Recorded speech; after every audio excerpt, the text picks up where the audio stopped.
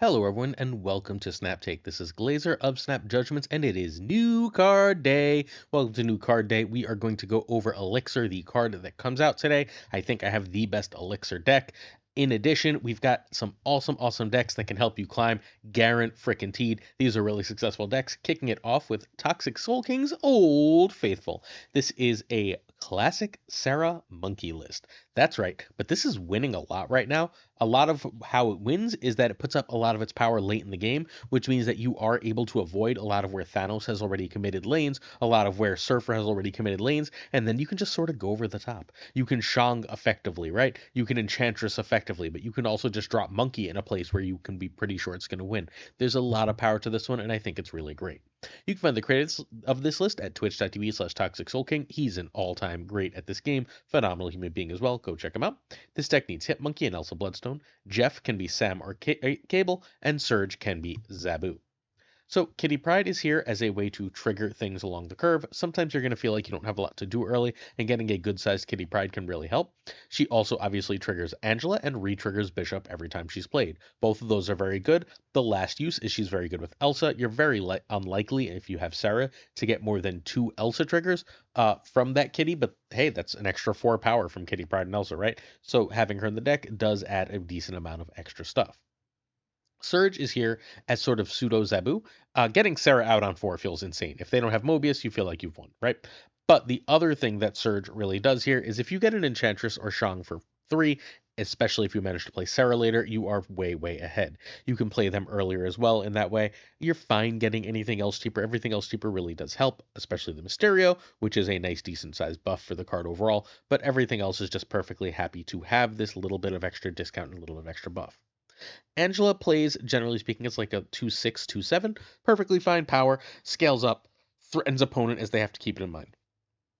Jeff can get both in and out of Angela lanes, much like Kitty and Elsa, so same thing for Jeff, while also being a movable power.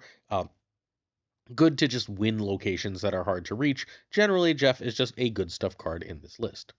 Mysterio is exclusively or almost exclusively a turn 6 play in this list. You want Bishop out, you want to play Mysterio and hit Monkey. Mysterio is 3 triggers on hit Monkey. That is +6 on the Monkey, and it works out really well.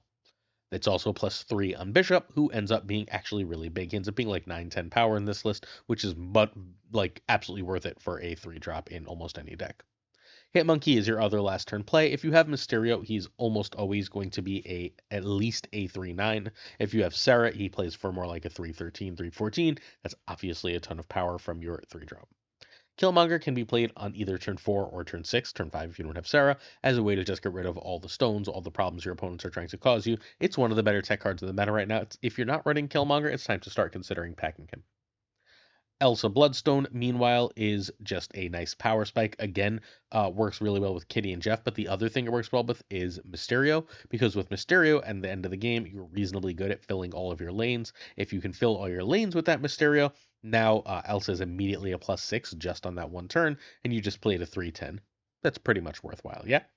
Power must be controlled, so much ongoings. If you can play a bunch of power and take away a bunch of power, that is what Shang, Enchantress, and Killmonger are doing here. And then Sarah gives you the energy to do this, although, of course, Mobius is a problem. So Toxic went like 8-3 with this, was performing really well, and I sent it to Cougar, and then he was climbing in the top 50 with it. So this list absolutely works for top players. You just have to play consistently, play smartly, and make sure you're throwing priority. Turn 1, you want Kitty. Turn 2, Surge over Angela over Jeff. Turn 3, Bishop over a 2/1, which is more or less equal to Elsa. Depends what else you have. Turn 4 is a combo of earlier plays. This is a decent 2/2 turn, like an Angela and Jeff play if you played Surge earlier. Or you can play like Bishop and Kitty if you went Angela and Kitty last turn, right? You can figure out what combo plays make sense. You can also, once in a while, drop an Enchantress if there's like an easy target and you're not sure you can fit it in later. For example, getting rid of a Captain Carter is a worthwhile endeavor. Turn 5, Sarah. You can obviously do earlier plays, but you're mostly winning and snapping on your Sarahs. And then turn 6, Shang or Enchantress, plus Mysterio and Monkey, and then you win. Beautiful list from our friend Toxic Soul King. Please do check him out. playing this list on stream and give this list a try yourself. It is about as cheap a deck as they come. I love starting off these videos with a budget deck where possible.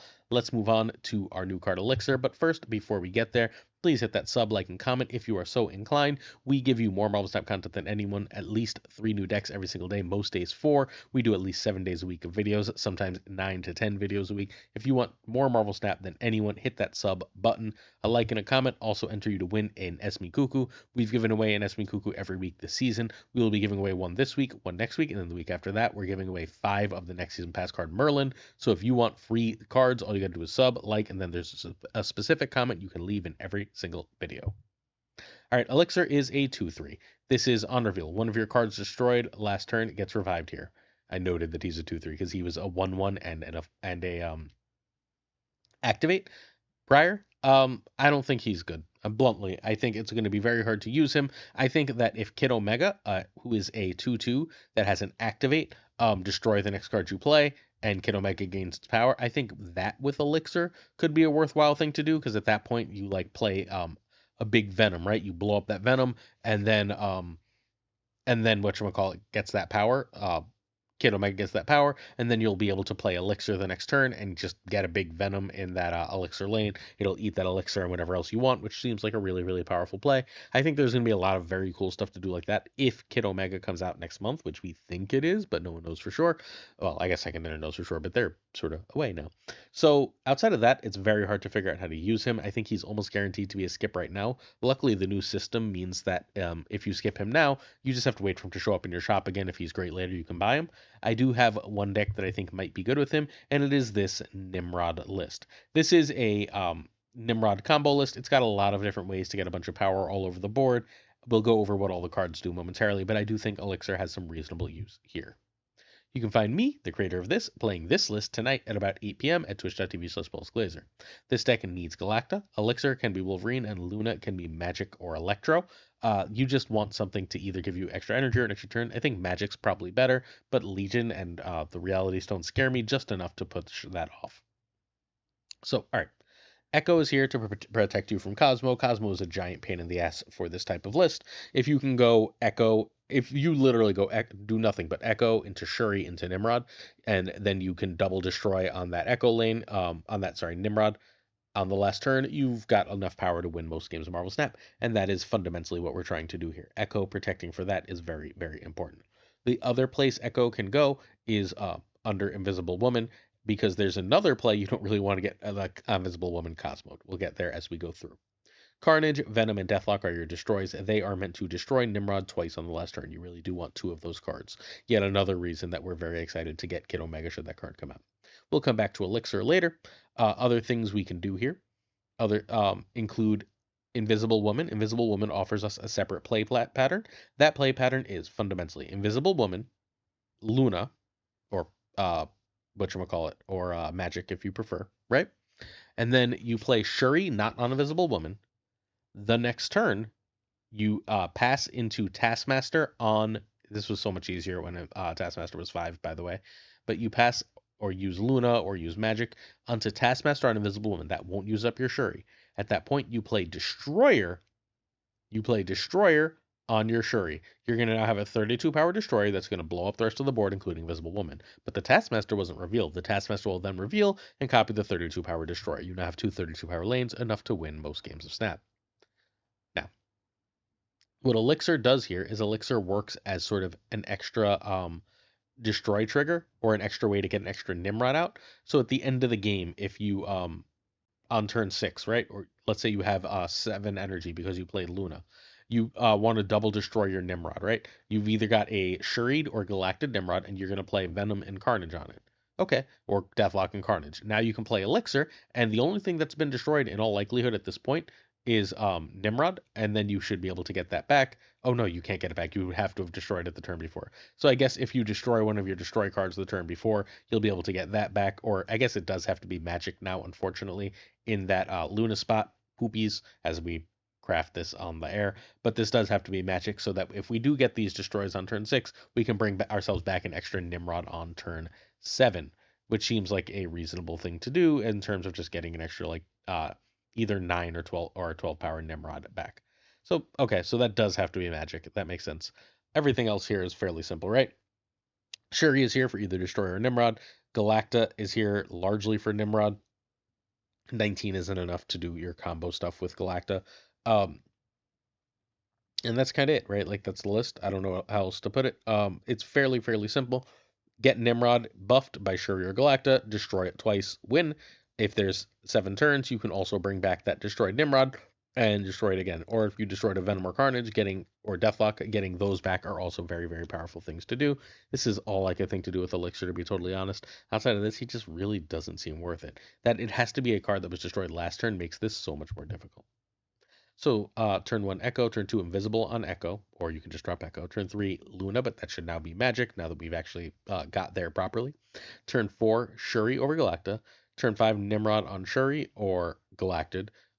If you have Luna, i.e. if you have the extra turn, right? Like now it's going to actually be a pass. You're going to Taskmaster on Invisible Woman. Then you're going to do 2 Destroys on Nimrod, or you're going to play Destroyer on Shuri and win. This list is counterable, but when it works, it puts out a ton of power. So please make sure you give it a try. If people are testing out Elixir and a bunch of weird decks, this deck should just go right over the top of most of those, right? You should be able to get enough Nimrods to win. Like fairly proof. This card is basically invincible to most of the meta, and thus it's worth playing, right? Like even if like they get a you don't get Echo in the Nimrod lane and they get a Cosmo there. You just play Destroyer elsewhere and you should still be able to compete reasonably well, especially if you have 7 turns. You play Destroyer elsewhere, and then the last turn you can play like Carnage to move out some Nimrods out of that second lane and a Venom to eat that Destroyer, stuff like that. This list is very powerful and very consistent. Is it going to be a high win rate thing? I don't know. There's some decent like at high infinite like 56% win rate Nimrod decks that Elixir doesn't totally fit in. But if we want Elixir, I think this is the way we have to go. And I think this might have some legs. I look forward to trying it on stream. Hey, this is where you can find me on stream tonight. We'll be testing every Elixir deck I can find. So anyone who's tested Elixir during the course of the day, I will test and play that. My question for if you'd like to win a season pass is just what's your prediction on how good Elixir is? If you've played it, what are your interests? Are you gonna get it? If you played against it, was it impressive? What's the coolest thing? All that good stuff. Tell me about Elixir and your experiences or predictions. Next up, we have Rum's Loki Moto. This is a Loki Agamoto list. I love this. This is sort of the old season passler style. Everyone stopped playing it, but these lists just keep freaking winning. I've got like 3 or 4 different versions. We featured 2 versions that ran Infinity Ultron last week. One from Cougar and one from Revis.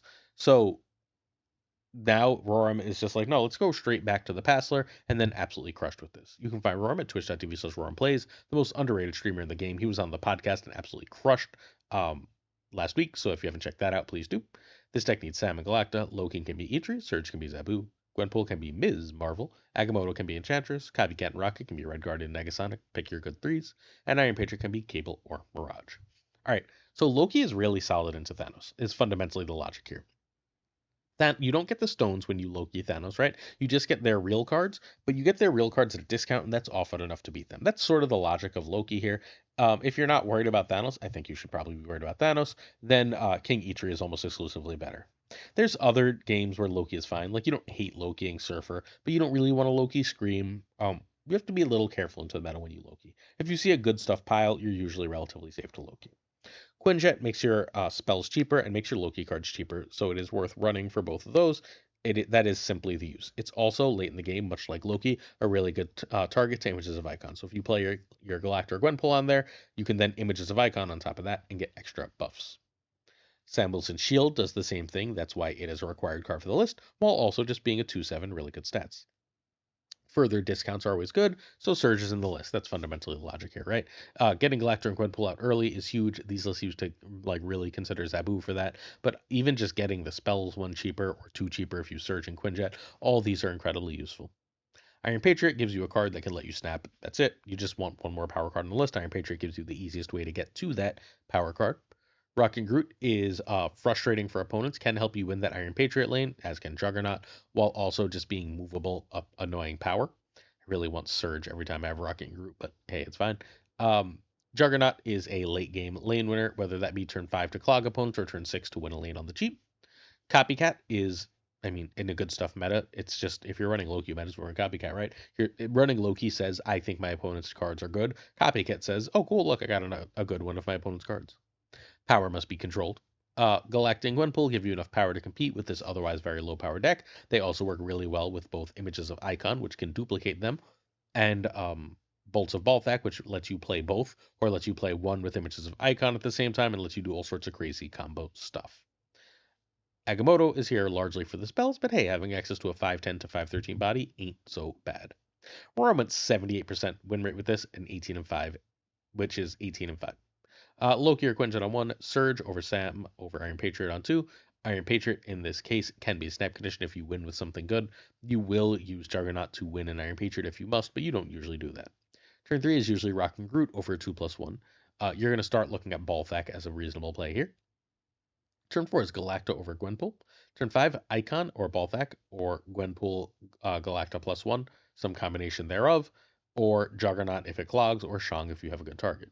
Then last turn is Shang/Juggernaut Plus, and this list is a beast. I absolutely love this kind of list. I've been playing the crap out of Agamotto again lately. It is not only fun, I'm winning a lot with it. Here's another great version of Agamotto. If you really enjoyed it that season and you stopped playing it because people told you it was bad, it is not bad. This list straight up works. Hey, the Golden Gauntlet, Marvel Snap's first ever official tournament open to the public, is this Saturday. I will be streaming the tournament. I will be streaming my gameplay from the tournament this Saturday. I got confirmation that I can. So check out twitch.tv/PulseGlazer if you would like to watch that tournament. You can watch it on twitch.tv/MarvelSnap if you want to watch everyone's tournament. We got to support this so we can show Second Dinner that they should support more tournaments. This is run by Gunny T and Models, and it's casted by Super Tech God, Guest, and Cam Best. If you don't know Gunny and Models, they're the people who run our Snap Judgments League, so you know this is going to be run well and professionally. Be there, pretty please. Next up, we've got Zombies Going Down Noms, Warm Storm. This is a Warm Aiken Storm. It is the list is reasonably well back. It's still got a ton of power, and Storm is just really solid right now with the little Batrock package because you can just throw like a 10 power Batrock in there. But sometimes, because you have Zabu and Surge, you're gonna get the Storm into War Machine or War Machine into Storm into Legion and just get free wins that way. You can find zombies at twitch.tv/zombies go nom nom. On Twitch, the zombies has a Z at the end. On YouTube, it's an S. Make sure you check them out on both. This needs Batrock, Warm Aikeni, Legion, Sam, Jeff, and Surge. Bruce can be Mirage or Jubilee, although with that extra energy, Bruce is reasonably likely to transform. He actually feels pretty good here. So Batrock, Sam, Craven, and Silk are a package. They're just a power package. If you don't get your broken combo of Storm, War Machine, Legion to win the game automatically, that combo gives you enough power to compete. Otherwise, having enough power to compete in Marvel Snap is generally a good way to go. Zabu and Surge help you with your extra combos. They give you the energy to potentially do the Storm, War Machine, Legion thing and just have extra energy. Jeff is sort of a connector here. Jeff can work with Craven, or it can work after, if you just go Storm into Legion, it can be an extra card that can help you win a matchup that way, which is still also reasonably powerful. Also really good at that point is Bruce Banner, because if you go Storm into Legion, now that thing turning into a 12 or potentially turning into a 12 is something your opponent has to deal with. The last card in the deck, because this one's fairly simple, is the Infinite. The Infinite here, once you've played War Machine, is just a 620. We play those, right? Like that's fundamentally the logic here. If we don't get any of our other nonsense, let's say we go, we don't get Storm, we don't see other stuff. We just see we play our early like Batrock nonsense. We play War Machine on 4. We've got all this power throughout. Then we can just drop a cold Infinite at the end of the game. Turn 1 Zabu over Zelepel, Turn 2 Surge over Sam over Craven, which is more or less equal to Silk, which is better than Brucey. Turn 3 Storm or War Machine if you can, and the second you have access to that combo, Snap. That's better than a 2. Turn 4 Storm or War Machine is better than a 2+2. Turn 5 Legion, or you can drop earlier stuff, and then turn 6 is Infinite, or drop earlier stuff. If you stormed on 4, you can Legion that without War Machine. If you stormed on 4, you can also War Machine without Legion, just saying that you can get into that lane later and your opponents can't. Any of this is totally fine. This list is really, really strong. I'm not super happy that this is back, but I think it is back. I think this is an actual legitimate threat right now. Even if it's not the most consistent thing, Zombies had like a 60% win rate. It's a very good list. I stuck this at the end of the video because I'm not sure I want this to be everywhere again yet, but it probably should be a lot more played than it is. It's really, really good. Having double Zabu is basically what Surge does a lot of the time. And access to double Zabu lets you do a lot of broken things in Marvel Snap. Certain tiers of support on our Patreon come with on our thanks. If you'd like to check out our Patreon, patreon.com/snapjudgments, please do so. I'd like to say thank you to our patron of May, Bricks to Click, the great Abigail Gleason, what's up, AG, Mandatory Burnout, my old alliance leader and good friend. It regardless is a word. LAB, always kind. Ink, the graphite fan, who won a PAX bundle from us. I am Frostman, who also won a PAX bundle from us. Jota Neverete, Thinking Poker. Hey, Thinking Poker podcast, check it out. Prime Brian, check out the Prime Mind app, please. Ryan Burke, Berkey of Burke Avenue fame. Ryan Wood, Woody, check out Ryan Wood Snap on YouTube for some great content. Ran Wrench, Caretakes Lately King Questions, Koirei, Kazushi. One of them is kind and one of them is rude. Archangel 3K, that's 4Ks, damn it. Black Dahlia, Pyrofros, the Goat Seeker, Goatsy, and Code, Alliance Leader Crew. Hallowed only Fox Synth. How you doing, Synth? Haven't seen you in a bit. Fat Nick, Absolute Shannon. Hey, Shan. Nightmare, Wake Up. Dirty Casual, Filthy. Mr. Kerfuffle, my regular opponent. Cables, Traveling the World, Jinja Prime. What's up, Ginge? Philly, it's Philip Rakovich, who does all the shorts here on this channel and is a major tournament player. What's Haploning for Haplo? Catalogs of the Danger Zone, the Notorious Bizza, while also Notorious is Black Jeep is 23. Extra Sweet and Skippy G are rhyming friends. Jessica Gamble, sup Jess, Mr. Slush Death, if you nasty, the Kicker Bros, bro, the Great Kazoo, Werewolf, oh, Kev, Sihoda, hey Kev, Lunar Chris, Clam, Colonel, Forbin, Rob Zubman, Helen, David U. Wingfield, Stephen, Brian Coffin, Tristan Martin, Jason B, Mr. Craig Sterry, along with special guest Matt V, and now joined by Corey, its real name town, which is backed. Corwin, Junk Q, and Jimmy McQ, Cute Town, Yes Stout, 8th Sage, what big man. It's Andre the Giant's birthday yesterday. Happy belated birthday, Andre the Giant. Milkman for Reels, Cactus Jack, hey, two rustlers. What's up, Foley? Reetzer, BG, Quid Pro Joe. Hey, Joe. What do you know? Snap Decisions Joe, please check out the Snap Decisions podcast. Check out Dick Harlow's wonderful streams. Models Mod Supreme, who is helping to run that major tournament for Marvel Snap. Bickety Boom Bot, Green Goblin, my favorite Osborne unit, Unibot, Flan 56, the Flan Man, the Fuzzy Lump, Spectrumix, Hoot, Ocularis, Matt H, the only one we'll need, DJ, Mikey Edgings, don't frickin' flex, Nikki, the Greek Geek, check out Nick on Twitch, please. He'll stream eventually. Toxic Soul King, check out Toxic Soul King on Twitch. He streams constantly. Zodrex74 on Twitch, don't miss him out. The King of Canada on Twitch and YouTube. Dan Man Falcon is on YouTube. Great split content, great tournament player. Fawthor Newman is on Twitch and YouTube and deserves more love on both. Jonesy of the Triple Threat, y'all, on YouTube. He also desperately should have way more support. Triple Threat is a blast. The great Lauren Whatevs of the Snap on This podcast, my favorite Marvel Snap podcast currently. The Pirate King Tucker, Twitch and YouTube. Also, awesome human being, Papa Tuck. And of course, Gunny T, the other person running that major tournament. Check you out tomorrow for another Snap Take. I believe the T today stands for, I'm excited, for testing. Peace.